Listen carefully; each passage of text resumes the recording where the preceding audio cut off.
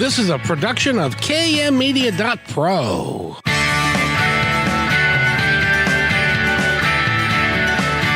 Welcome back to Positive Talk Radio. Our goal is simple: to explore evolving ideas one conversation at a time. So come on over into our world. I know you'll like it, because on today's show, today we get to feature a fabulous young lady who, like me, is out to eliminate hate, division, and fear from all aspects of our lives and everything that we do. And she is an author. She is a podcaster of note.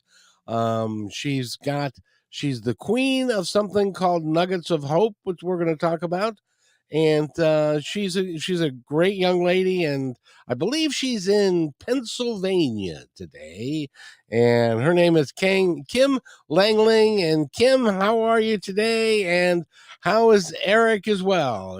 Can everybody hear me okay?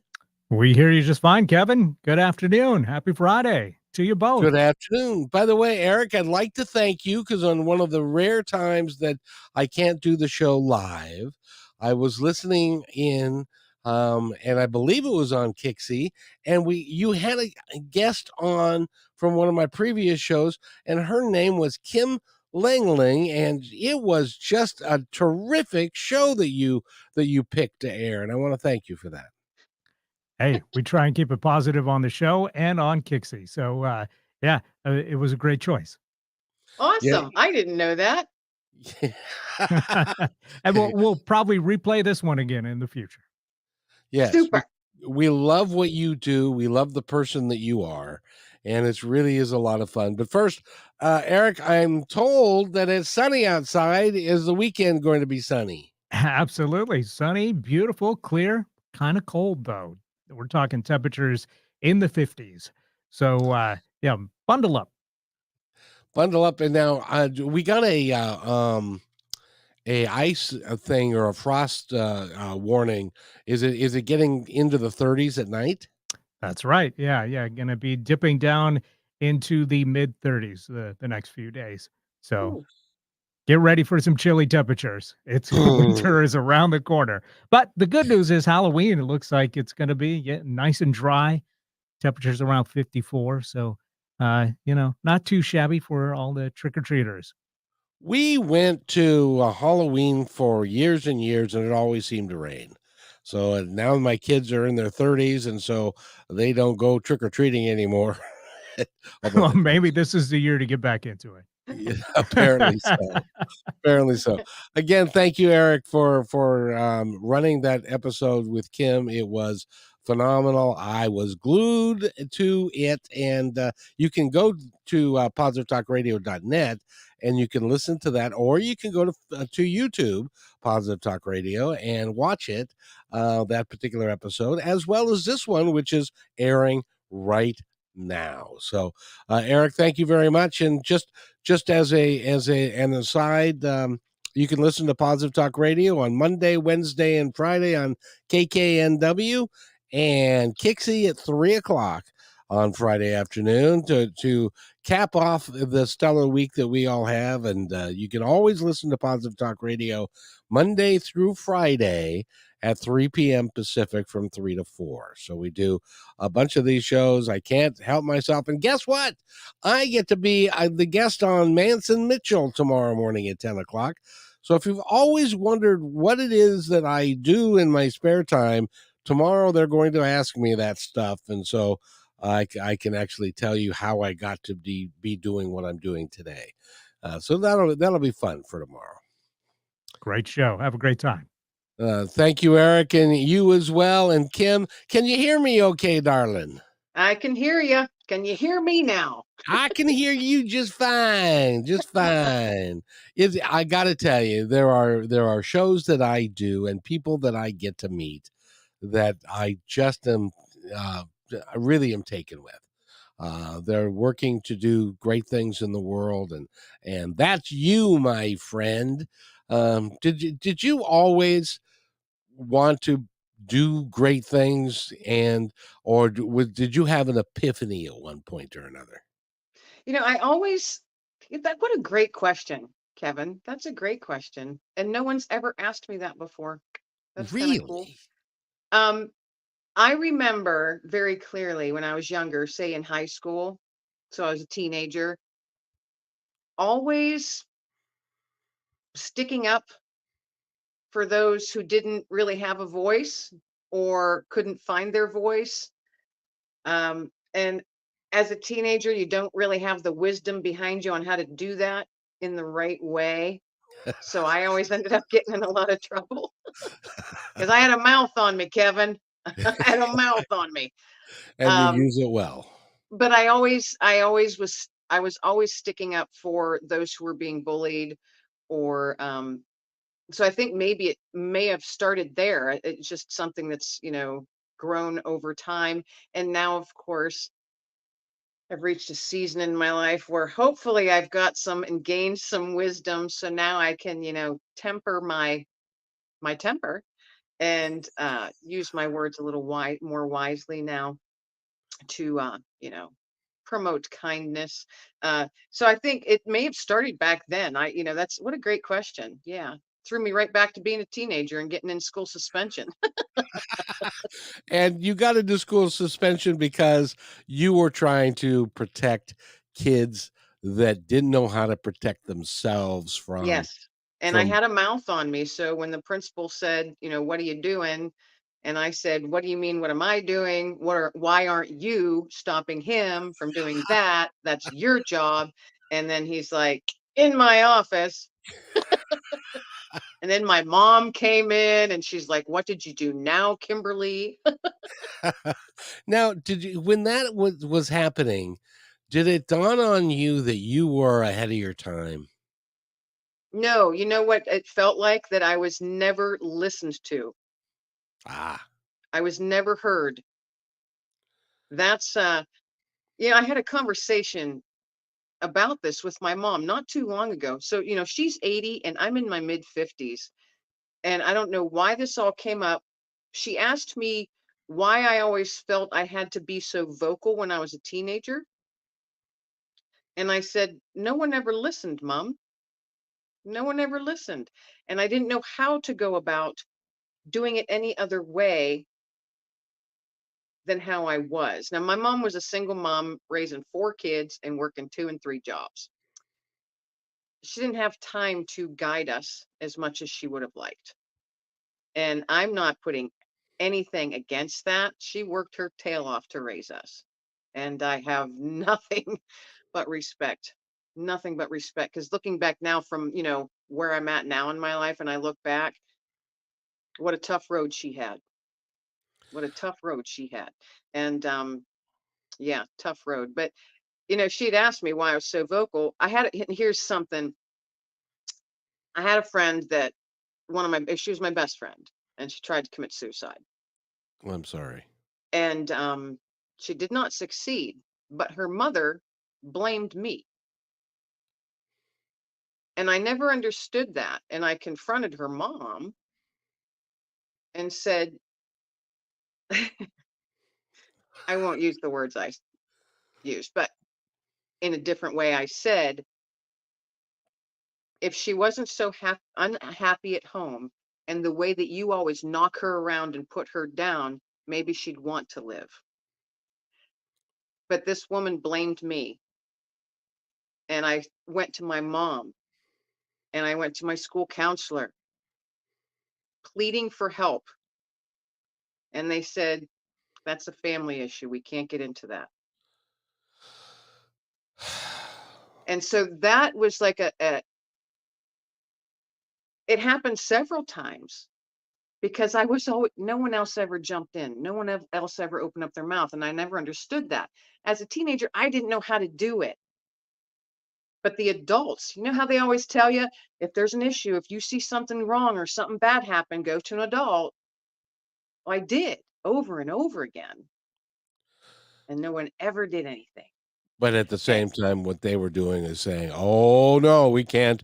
That's somebody else's issue. We can't get involved with that."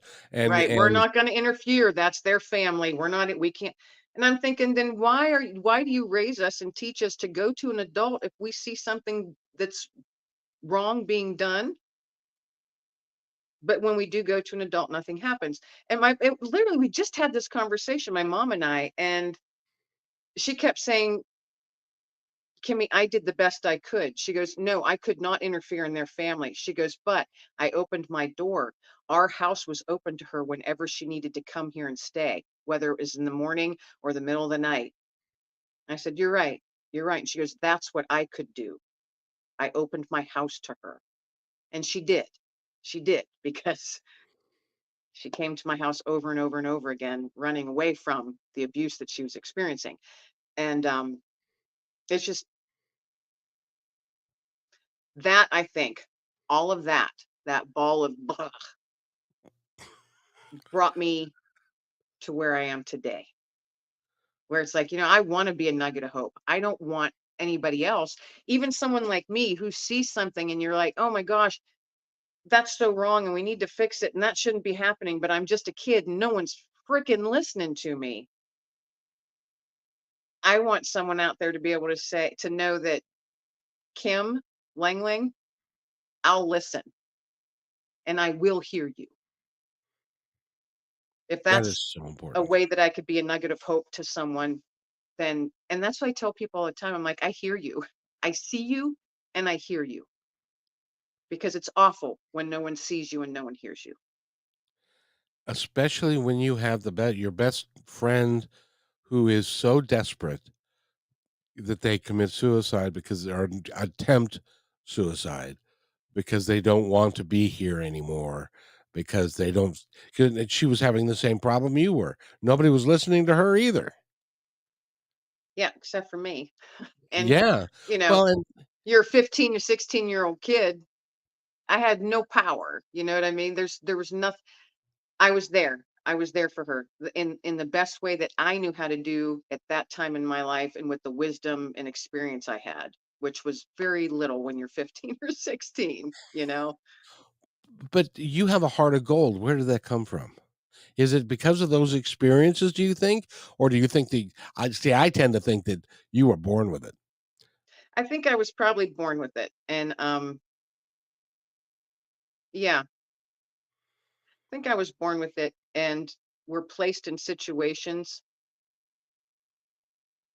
uh to hone that, Mhm. I guess. You can't be good at something unless you've struggled with some of it yourself. That's my personal opinion. I Um, agree and you with you have to go 100%. through struggles yourself in order to turn those around and help others that are struggling. Without the experience of struggling yourself, you not only don't have any credibility, but you also don't have the experience to be able to say, "Listen, I've been there. I understand."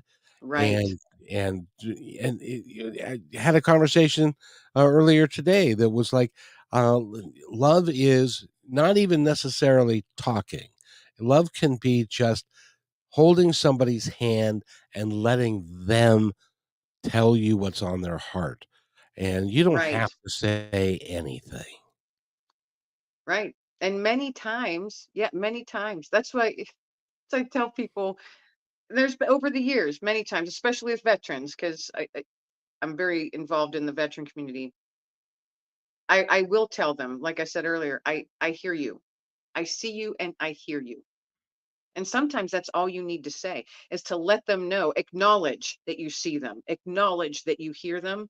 And you never know, that might be the one thing, that one little nugget that turns it around. Absolutely. By the way, would you do me a favor? Sure. Next time you talk to your 80-year-old mom, tell her thank you from me. I know how hard it was to be a single parent and raising 4 kids 40 years ago. It was hard, and Yeah. she had to Different work. time, Yeah. small town America. Whoo-wee. She had to work. She probably worked in restaurants. She probably worked in housekeeping, and she did a lot of really physical hard work. And to keep the 4 of you going, and she should be extraordinarily proud of the woman that you have become. It's interesting. How often do you have those conversations with your parents? And takes me to my in my mid-50s to have this deep conversation with my mom. And I had said, "Mom, I don't know how you did it with 4 kids." And she goes, "I don't know how I did it either." She goes, "But you know what? All 4 of you turned out pretty damn good." Yes, indeed. And that was her words. And we both got a little teary-eyed at that. Got a little emotional there. And my mom does not like to get emotional. So it W- was very it was it was interesting that we had that conversation at all, because that was a pretty heavy conversation. Well, And she when doesn't you're typically get into those and doesn't care for them. And no, finally able to do that, and it's like, well, so, it's all in the timing that it was meant to be. So well, when she is the mother and the father, and she is not allowed to be able to say, "No, I ain't gonna. I'm gonna go on vacation and the heck with what's going on." You take that hard stance of, "I will do what I have to do to get this done," and to turn around and then be emotional and to open your heart. That takes number one, takes a lot of courage, and sometimes takes very hard, I think. Yeah. Yeah, yeah, you my have to, it's hard to, I know my struggles and what I've went through and how I think, oh, why does my mother never understand me? Or this person's never going to get me. But now that I had this chat with my mom, and you nailed it, just as you said, it was, 40 years ago.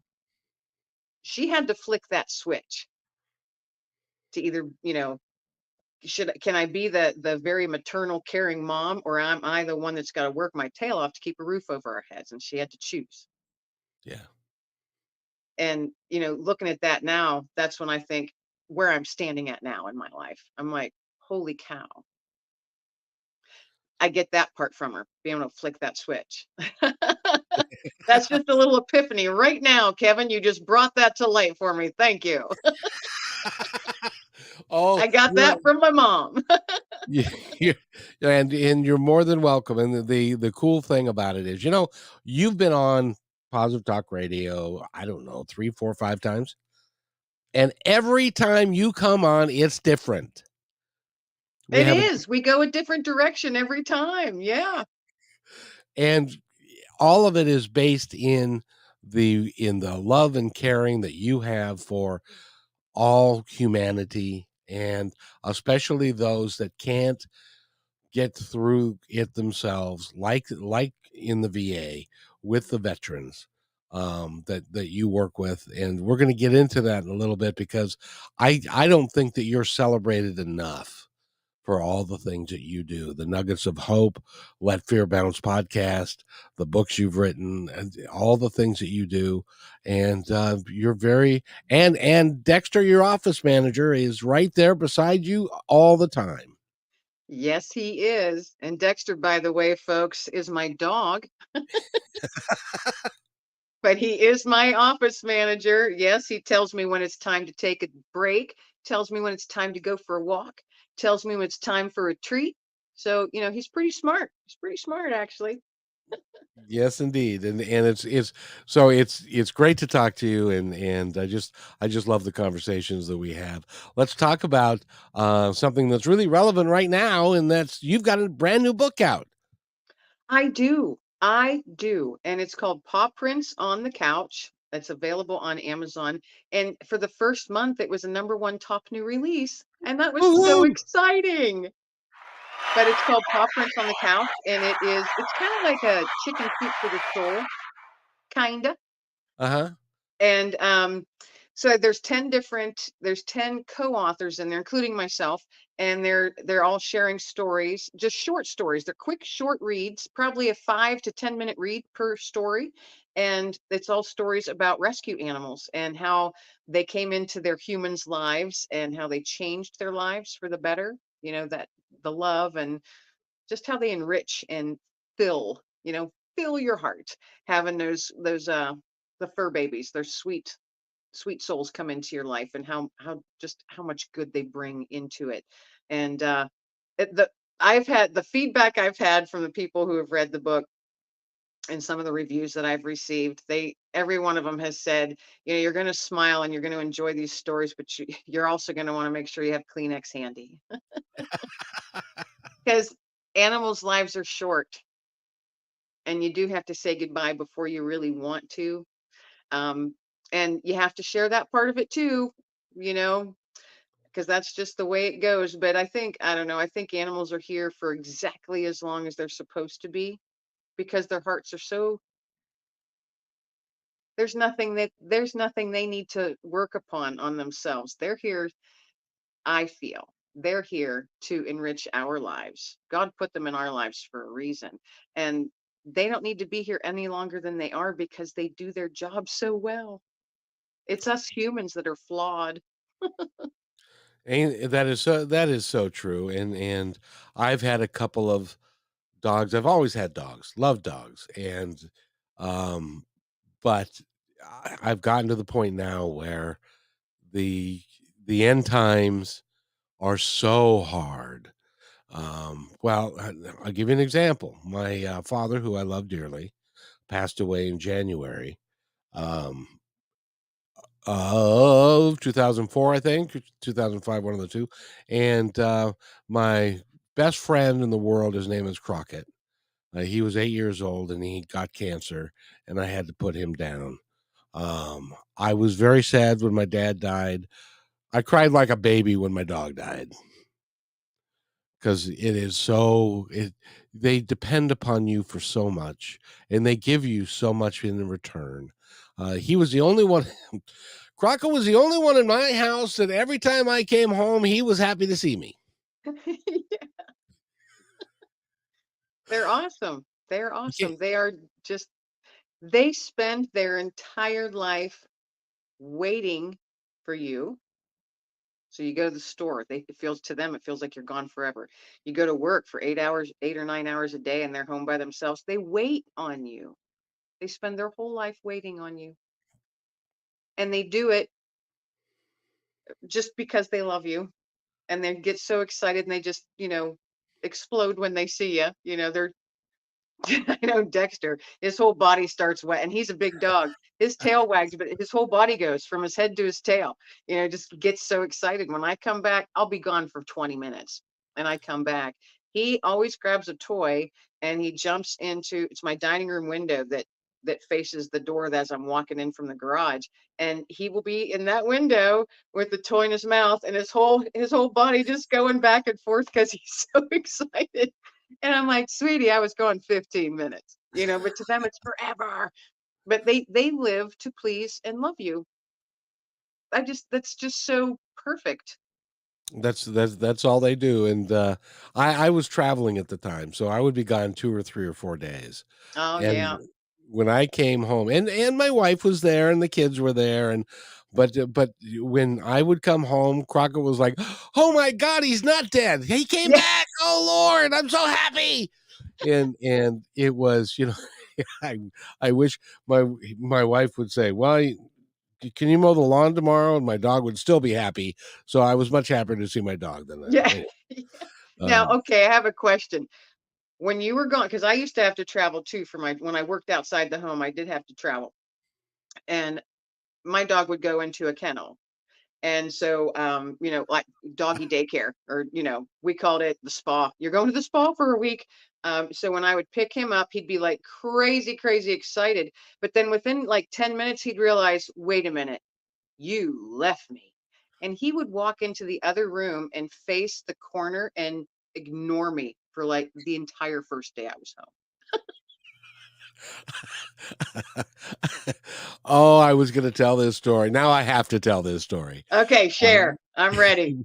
when my family, for my 50th, my folks' 50th anniversary, they took the entire family, my sister and her kids, my kids, and my wife and me, to Hawaii for 2 weeks. And now the Crockett had never been in a kennel before, but he had, and nobody else could take him, so he went to a kennel for 2 weeks. So we got home, we went to get him.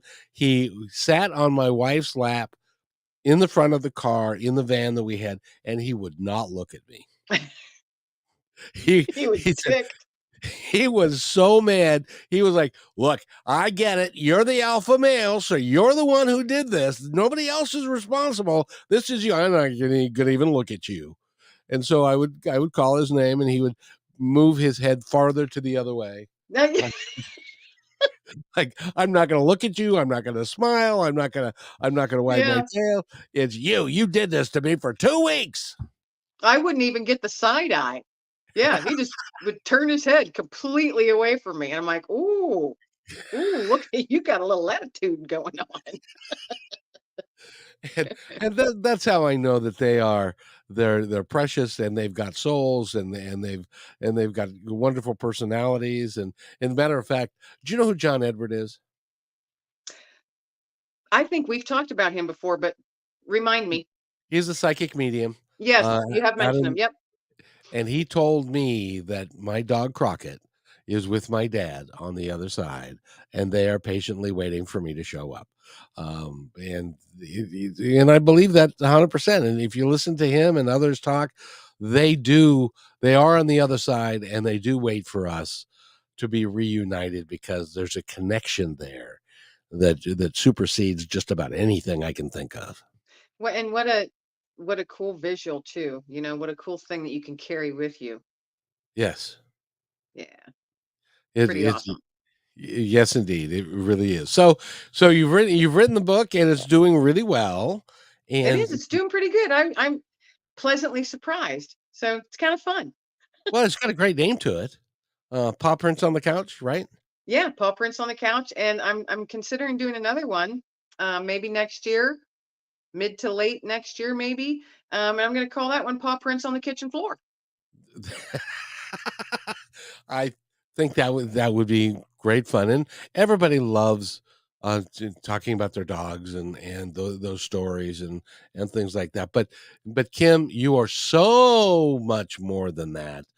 We need to take a break, but when we come back, we're going to touch on, because we've talked about it a lot before, but we're going to touch on your work with the VA. We're going to touch on Nuggets of Hope, and your podcast, and everything that you're doing to make our world a better place for all of us.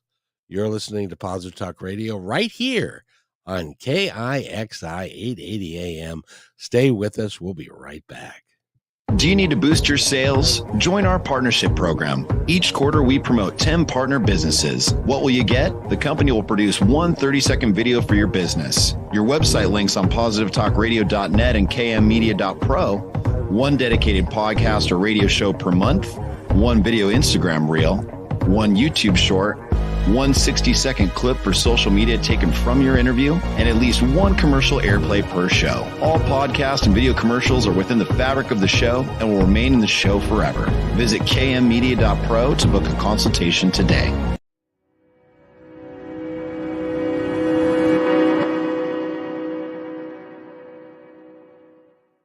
When you want to say more than words communicate, you can with flowers. Your custom boutique floral studio in Bothell, Washington is anaturaldesign.com, connecting you to nature through the language of flowers. Where your people are is where our flowers are beautiful. Your success is our goal. For being our appreciated listener, you can use promo code PTR20 at checkout to receive 20% off your order.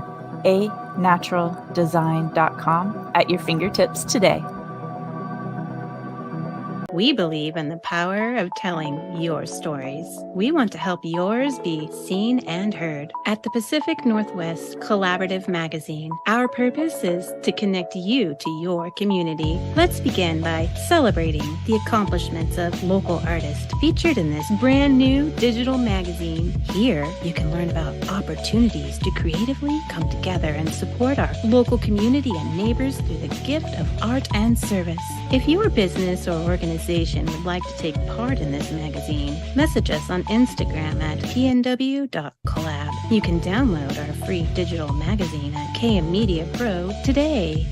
Thank you to our dedicated fans. We are updating our live on-air schedule to make it super easy for you to hang out with us 5 days a week, Monday through Friday at 3 p.m. Pacific Standard Time.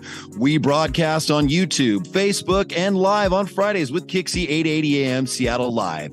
You can find our library to binge all the podcast platforms. We can't wait to see you at 3 p.m. Monday through Friday, starting September 4th, Labor Day 2023. And welcome back, everybody, to Positive Talk Radio. I hope you're having as good a time as I am, because I get to talk to Kim Lengling, and she is an extraordinary human being, and she does so much. And every episode that we've done so far, I can make her cry at one point or another. Pretty much, yeah.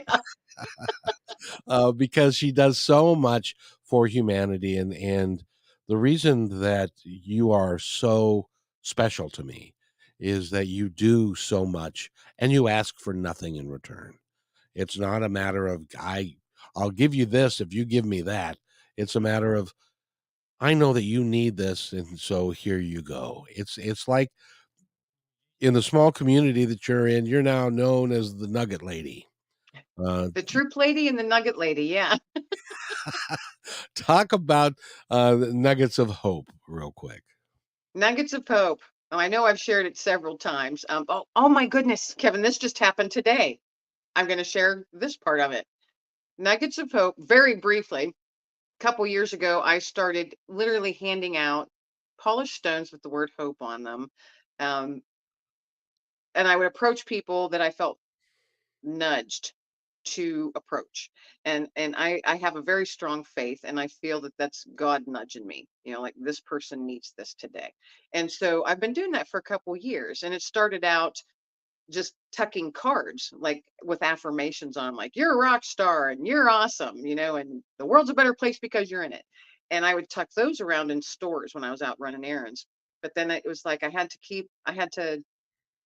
felt very strongly I was supposed to do something a little bit different, but I was supposed to personally approach people. And so I just approach people with my little nugget of hope and just say, excuse me, ma'am, or excuse me, sir, I would like to give you a nugget of hope today.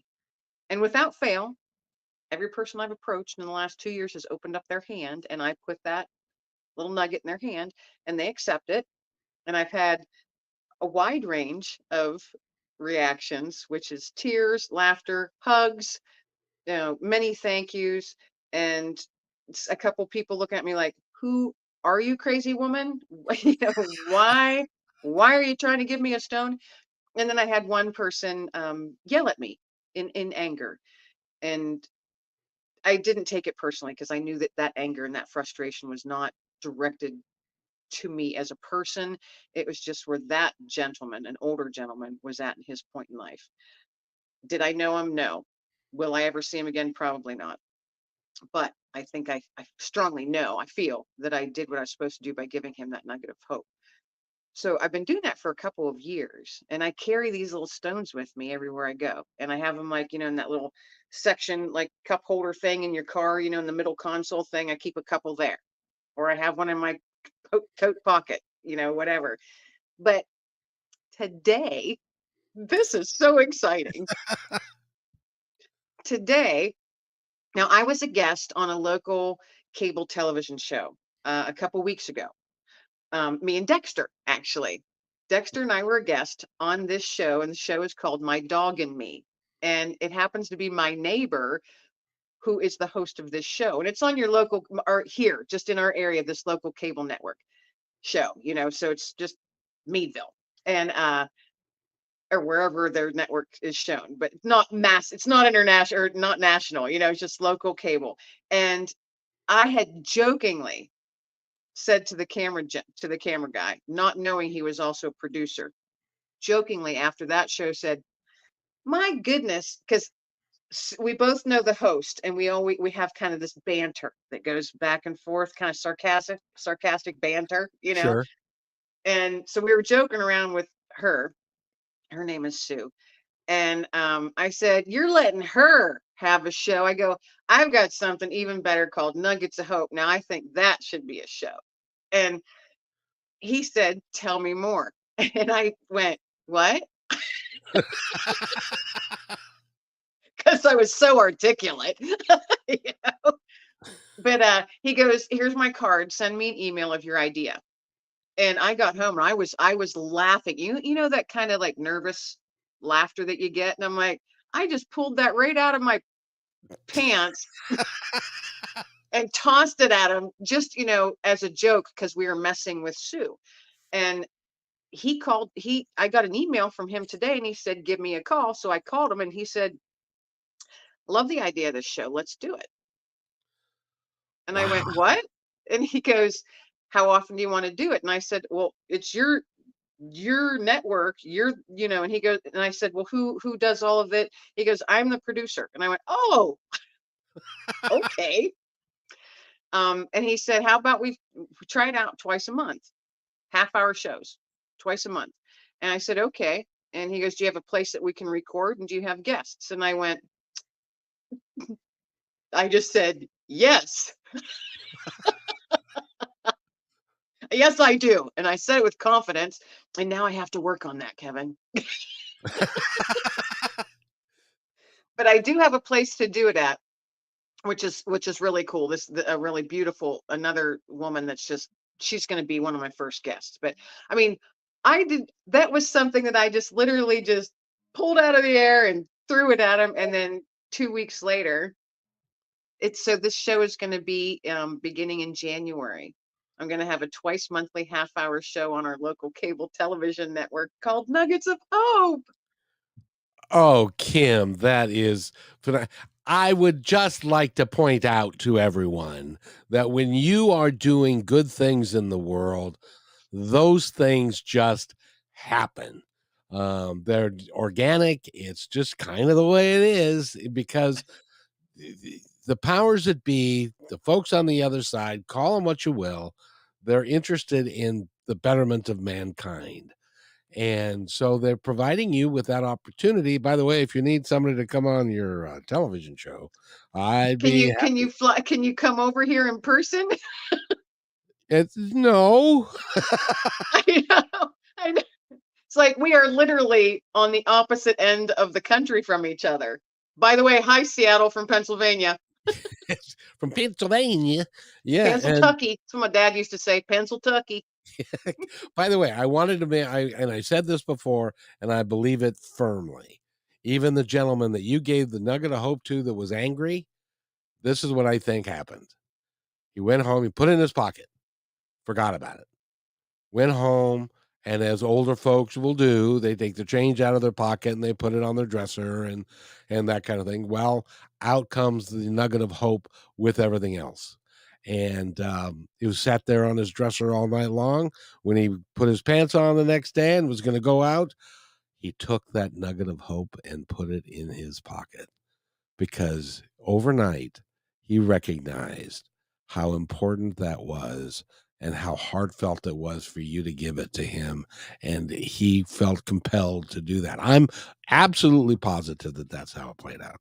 I strongly feel that, yeah, he didn't see it for what it was at the time. But yeah, later that day, or maybe the next day, like you said. And I picture, you walk in and you've got, in your vestibule or your hallway, and you've got that little stand with the bowl. Yeah. My grandfather always dumped his car keys and change in this bowl. Yep. And that's what I picture in my head, because this gentleman was old. He was definitely in his mid to late 80s. He was definitely an older gentleman. And you and I have talked about it before. We, no idea what his life was at that moment. He could have just been recovering from being incredibly ill. Maybe he just got a terminal diagnosis of something. Maybe he was caring for his wife who has Alzheimer's. And if anyone's ever had to deal with that, it's a nightmare, and it's so hard and heartbreaking to go through, and very, very difficult. So, you never know what is going on behind the mask that people wear every day when they leave their house.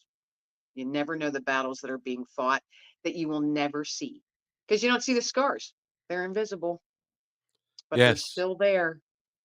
they are indeed, which leads us what a segue this is, because it leads us to what else you do, which I think is just phenomenal, because you work with your local VA. You go to the lodge, as it were, and you work with predominantly Vietnam vets. But you guys do something that I'd never heard of before, which is you send care packages to kids that are overseas and being To deployed, to military, military. to military kids that are overseas that are active duty. Tell us about how you got into that, what that's all about. We are in our 23rd year of doing that. Um, really makes me feel old sometimes. 23rd year. We have been sending packages every month, every single month. And I sat down a few years ago just thinking, gosh, that's a lot of boxes that we sent. And it's been in the hundreds of thousands for 23 years, sending boxes every single month. And we started in 1998. And then 9/11 happened, and it really, really ramped, it exploded from there. And everything we do is by donations. We send, boxes, those flat rate boxes. So they're bigger than a shoe box. It's the square ones, and I don't know the size of it, but you can fit, nice amount of stuff in. And so everything we send is donated for 23 years. Because we're a veteran post, we're a nonprofit, and the monies that we receive, we help our local veterans here in our area where we live very quietly. We do it very quietly in the back end. Um, so the project Support Our Troops, sending the boxes every month, that's all by donations from from the people, organizations, individuals, companies, businesses, all different kinds of things. So to be able to do that and that also includes postage. And it's about Wow. $24 a box to send. And when you send hundreds of boxes a month, add that up. That's a lot of money. Add that up after 23 years. Hundreds of That's thousands of dollars, if not more. And all done by donations. So that says a lot about the community that I personally live in and the communities that surround us. We're very rural here, and I don't know how it is in big cities because I don't live in one and I never have. But I know where I live at, you know your neighbor, you get to know people over the years, especially that's why I'm known as the Troop Lady, because we have a weekly radio show on the local classic rock station that I'm on Friday mornings. It's like a 15-minute show, and we talk about what we're doing with Project Support Our Troops and other veteran related stuff. It's all about veterans. And that's just something I volunteer my time to do every Friday morning. And so I'm known as the Troop Lady after 23 years of doing this. And people don't recognize my face, but they'll recognize my voice. And I'm sure that you get this too, Kevin, but I was in Walmart several times, and I'll just be talking to the cashier, or because I talk to everybody. Everybody becomes my friend. Yeah, I just chit chat with everybody. And at one point, some guy said, "Hey, aren't you the troop lady on the radio?" And I turned around, and there's this older gentleman behind me. And I said, "Well, yes, I am." He goes, "Voices for Vets, right?" And I said, "Yeah." And I go, "Friday mornings, 8:35 a.m." And he goes, "It's you. It's you." So that's how I got to be known as Troop Lady. But that's what we do. Yeah, send out boxes every month. It's all done by donations, and how incredibly blessed we are to be able to do that for so many years, all by donations, all of it. it's interesting. I was talking with a gentleman that was he's a journalist, and he was embedded with some of the army troops that went into Iraq. First of all, there were 500,000 of our troops were there at one point, and he was telling me that in a lot of cases, when they were going from here to there, they would dig a hole, and that's where they would sleep, and they had Right. no tents, and they had and so to get something like that from home, from somebody who you've never met, that would be outstanding. In fact, you've had people come to your place from after they get done with their deployment to tell you, and there probably wasn't a dry eye in the house when this happened, to tell you how important that was for them and their sanity as they were Yeah. facing all of this stuff. We've had a few over the years, especially that first 8 to 10. Was pretty intense, and patriotism was very high at that time, if you recall. I do. Not quite so much anymore, but at that time it was. And we had several over the years that didn't even live in Pennsylvania. They One were was from rotating Arkansas, as I home. recall, right? Excuse me? One was from Arkansas, as I recall. Yes, there was one gentleman from Arkansas, and he met us at our local market house where I live at. Myself and Lori, she's my cohort. Her and I do run Project Support Our Troops, and her husband Phil, who's a combat Vietnam vet. And this gentleman met us there, and we had coffee. And we're sitting outside of the picnic table at this market house, and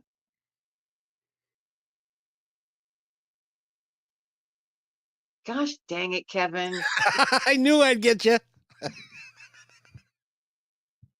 it's so it's so humbling because we put stuff in a box and sent to this guy, and he was over people, so he shared all his stuff with his unit, and we in turn send other boxes to his unit, so he can hand them out. And he is one of the ones who said, "You guys kept us sane, and you were our angels. You kept us sane. You reminded us that there was a world out there." And he gave us challenge coins. And I don't know if a lot of you folks listening, maybe you don't know what it is if you don't have anybody that's ever been in the military or you, but a challenge coin is something that's typically like that's a unit thing in actually all branches of the service. So there might be coins made for those units of when they were deployed and where.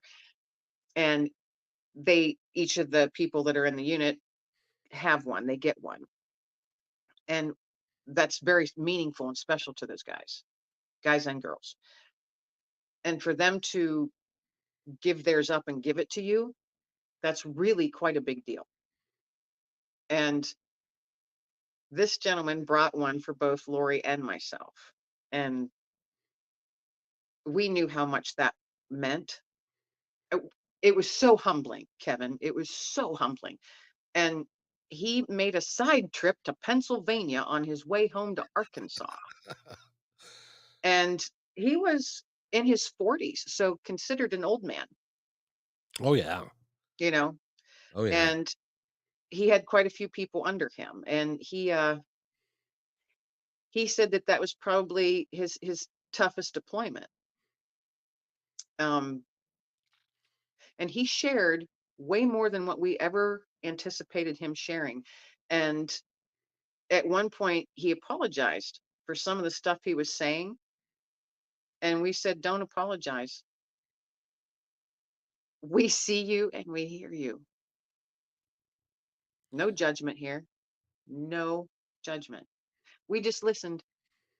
We just listened."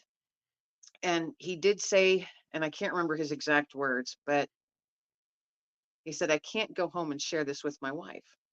No. And that was all he said. That was it. And we understood, you know, pretty heavy. It was pretty heavy.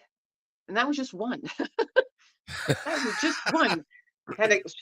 Several. We could talk for hours about the people that we've kept in touch with, or one of a dear friend of mine. Oh my goodness, he literally lives like a mile and a half from me.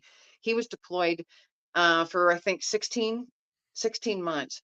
And of course, I put his name on the list, and so we're sending him boxes and stuff. And one year, someone donated a whole bunch of little teddy bears, and they all had t-shirts on.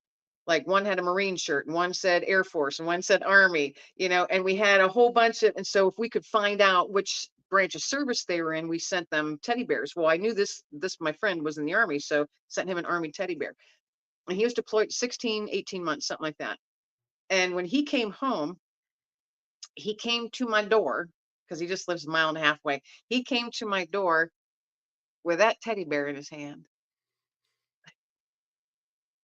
And he said, "You have no idea what this meant to me when I opened up this box and saw this teddy bear. It never left my side. It never left my side the whole time I was there. And I made a point to make sure it did not get left behind." And it's still to this day, and this was years ago. It was the first 5 years we were doing it, and we're in our 23rd year. And to this day, he has it on his mantle at his house. It means more to him than you'll ever know. I know. I know.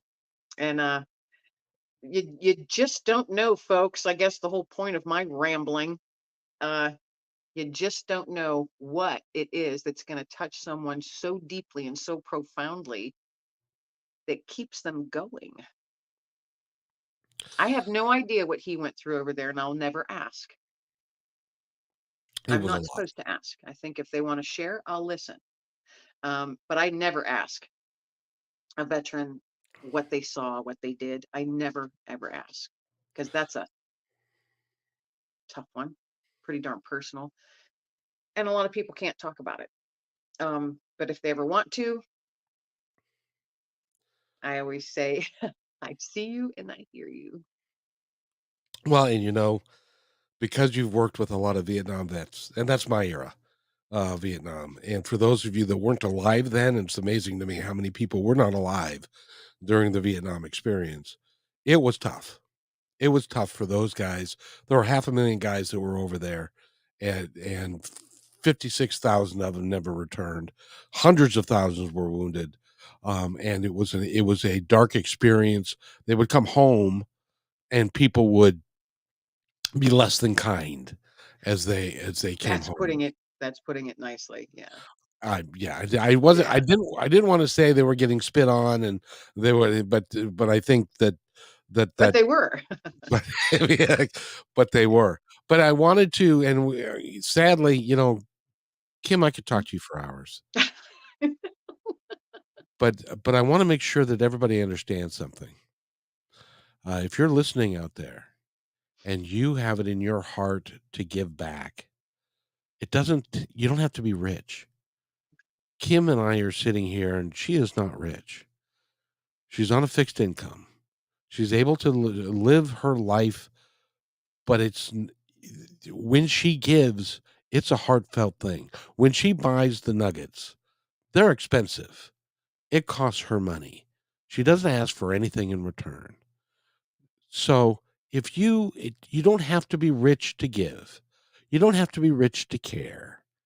If all you do is be kind to other people and say thank you, that's enough. But please, we live in a society that now, and you were talking about small town versus big town. I live in a big town. Nobody cares. Nobody talks to one another. Nobody knows. You don't know your neighbor's name. Um, it becomes a real lonely experience to be in a large community. You'd think that we would be all together because we're a bunch of people, but we're all doing our own thing and we're not taking care of each other like you do in a small town. But I just want the reason I love having you on the show is because you're doing everything from your heart the way that you believe your creator's telling you to do it, and you're doing it without fail, without questioning. You're just doing it. Why do you do this? Because I finally started listening. I was in my own darkness for a very long time, for a very long time. And when I came to my faith, I was at rock bottom for me in my life. It was rock bottom. And when I came to my faith, it was as if something opened up and I was able to see things differently. And I didn't look upon the everything. I didn't look upon everything as out to get me or evil. I was able to start seeing the good again. where I hadn't been able to for a very long. I live with PTSD, and that has its own struggles and stuff, day to day. Um, but back then, back in the day, um, as I was coming out of that darkness, it was as if my eyes were open and I started noticing that there was color. There was color in the world still, and there was goodness in the world, and I could let my guard down. It was okay to do that. It was okay to relax. And when I was able to do that, now that was a journey, didn't happen overnight, but when I was able to do that, and even on that journey, that bumpy little journey, noticing the little things again, you know, and taking joy and finding peace in those little things. Oh my goodness, Kevin, my world changed. Well, My, my my friend, world just changed. you're gonna have to come back again and again and again. But real quick, Kim Lengling, that's Lengling, author.com. You can go there, and she's got a little coffee cup. Buy her a Yeah, cup buy of me coffee. coffee because I Buy her love coffee. She does. And Kim, thank you so much for being here. You make this world, you make my day brighter by your very existence. And I want to thank you for that. Oh, thank you. I love coming on your show. I'll come back anytime. Thank you. And take care, everybody, and be kind to one another because each other's all we've got. We'll see you next time.